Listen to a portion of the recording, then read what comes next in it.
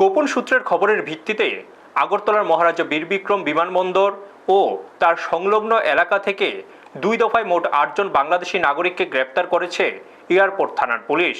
গত শুক্রবার বিমানবন্দর থেকে প্রথম দফায় 4 জনকে গ্রেপ্তার করার পর তাদের জিজ্ঞাসাবাদে পাওয়া তথ্যের ভিত্তিতে সংলগ্ন এলাকা থেকে আরও 4 জনকে গ্রেপ্তার করা হয়। এয়ারপোর্ট থানার ওসি সুশান্ত দেব জানিয়েছেন, ধৃতদের মধ্যে 4 জনকে রিমান্ডের আবেদন জানিয়ে আদালতে পেশ করা হবে। ব্যুরো রিপোর্ট, নিউজ তৎকাল 24। খবর ছিল যে 4 জন বাংলাদেশি গত পরশুদিন এমবিবি এয়ারপোর্ট হয়ে বহিরাজ যাওয়ার জন্য আসবে।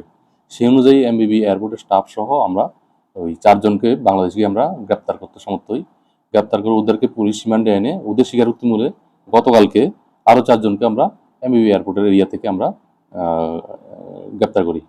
গ্রেপ্তার করে আজকে আমরা ওই তাদেরকে মাননীয় আদালতে প্রেরণ করছি 4 জনকে।